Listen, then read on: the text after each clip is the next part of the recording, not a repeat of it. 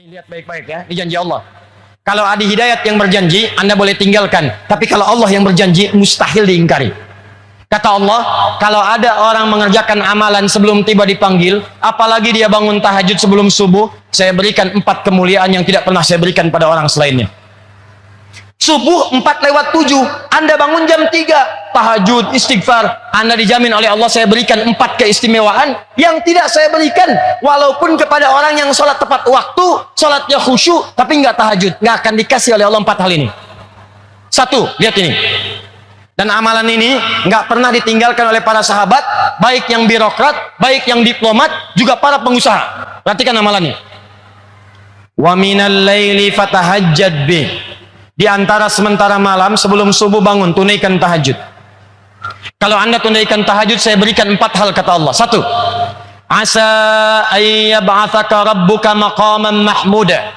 Orang yang rajin tahajud, maka karirnya akan saya angkat, saya tempatkan di tempat pekerjaan yang lebih mulia. Orang yang rajin tahajud, kata Allah, saya akan angkat karirnya, ditempatkan di tempat terbaik sesuai dengan maslahat hidupnya.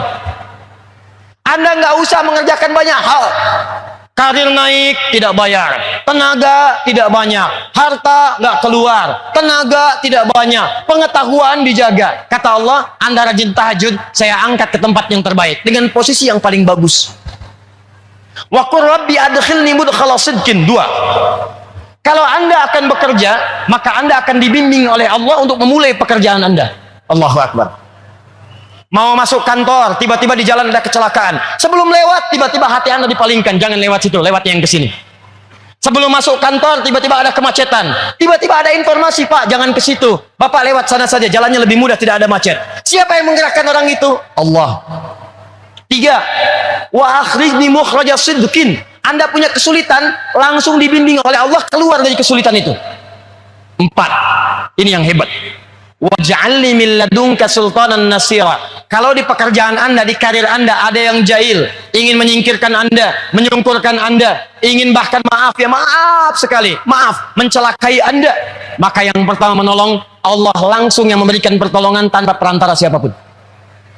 Ayat ini turun itu saat Nabi dikepung oleh 100 pemuda pasukan khusus dengan pedang terhunus, yang kalau bahasa kita sekarang, angkatan darat punya kopassusnya, angkatan laut punya denjakanya, kemudian angkatan udara punya paskasnya. Itu 100 orang pasukan khusus, pedang terhunus. Kata sejarawan, binatang lewat walaupun lalat ketahuan. Ayat ini turun, apa yang terjadi? Allah, cuma 3 orang, Nabi sallallahu alaihi wasallam, Abu Bakar As-Siddiq radhiyallahu taala anhu, 3 Ali bin Abi Thalib. Kata Nabi pada Ali, ini Ali pemuda taat, rajin salat malam, dekat dengan Nabi. Ketaatannya dari Nabi gak pernah dibantah. Ali, kamu tidur di tempat tidur saya. Tempat tidur itu sasaran 100 pemuda, pedang terhunus, taruhannya nyawa. Tapi Ali mengatakan, bala ya Rasulullah, siap bertaruh dengan nyawanya. Tidak pernah terdengar dalam kitab sejarah Ali protes. Jangan saya Rasulullah, Abu Bakar aja yang tuaan dikit. Nah, Abu Bakar, temani saya hijrah. Siap ya Rasulullah. Temani saya hijrah. Siap ya Rasulullah. Begitu akan berangkat, lihat turun ayat tadi. Begitu turun, waj'alni min ladunka sultanan nasira. Ditambah surat Yasin. Ditutup kemudian maaf pandangan mereka semua. 100 pemuda dibuat ngantuk, Nabi lenggok saja keluar tanpa pernah disadari oleh 100 orang itu. Dilindungi oleh Allah, dibebaskan bahkan dari jebakan-jebakan yang siap menghimpit beliau sallallahu alaihi wasallam. Apa amalan beliau sampai-sampai kemudian dijaga oleh Allah? Kata para ulama, bukan sekedar beliau nabi, tapi tingkat ketakwaannya kepada Allah begitu luar biasa. Buka hadis riwayat Al-Bukhari nomor hadis 2008, bagaimana tingkat tahajud Nabi kepada Allah Subhanahu wa taala. Datang 3 orang sahabat, namanya 1 Abdullah bin Mas'ud radhiyallahu taala anhu, 2 Hudzaifah al-Yamani radhiyallahu taala anhu, 3 Ubay bin Ka'ab radhiyallahu taala anhu. Datang semua pada Sayyidah Aisyah bertanya tentang cara tahajud Nabi sallallahu alaihi wasallam. Sa'alu Sayyidata Aisyah radhiyallahu taala anha, kaifa kanat salatun Nabi sallallahu alaihi wasallam? Kata Sayyidah Aisyah, la tas'al an husnihinna wa tulihinna. Tolong jangan ditanya bagaimana panjang dan bagusnya salat Nabi. Saya aja pernah tiduran, begitu malam tidur, tangan saya bergerak, kena kaki Nabi, sedang sholat. Tuh Anda bayangkan. Ini pemimpin, kalau sedekah 100 unta, kalau infak tak terkira, kalau emas segera dibagi, di riwayatnya bahkan di riwayat sahabat Ibnu Abbas, Nabi itu kalau sedekah nggak terkalahkan oleh sahabat-sahabat yang lainnya. Tapi kalau istirahat di rumahnya, kata Sayyidah Aisyah, saya tidur, tangan saya bergerak, terkena kaki suami saya. Saya tanya pada Anda, kalau ada seorang istri tidur, kemudian bergerak, tangannya kena kaki suami, itu tandanya ruangannya sempit atau luas? Sempit atau luas? Bukan cuma sempit, RS7. Ruangan sangat sempit sekali sehingga selonjoran saja susah. Pertanyaannya, Nabi kaya atau miskin? Ruangannya sempit, Nabi kaya atau miskin? Kaya. Kalau disebut kaya, kaya karena sedekahnya paling banyak. Disebut miskin, miskin karena tempat istirahatnya begitu sempit. Ternyata beliau miskin urusan dunia tapi kaya urusan akhirat. Malam hari, kata Sayyidah Aisyah, saya tidur, tangan saya kena kaki Nabi. Saya bangun, saya lihat kakinya sudah bengkak. Padahal baru rakaat pertama. Rakaat pertama kakinya bengkak. Bertanya Sayyidah Aisyah, ya Rasulullah, afalam, ya Rasulullah, lima hakadha, kenapa mesti begini? Alam takut madmunan, bukankah engkau dijamin masuk surga? Engkau belum wafat, surat surga sudah turun, inna a'tainakal kautsar. Ya Rasulullah, kenapa mesti begini? Alam takun ma'suman, bukankah kau dijaga dari dosa? Engkau ma'sum, madmun bil jannah. Kenapa mesti tahajud sampai bengkak-bengkak kakinya ya Rasulullah?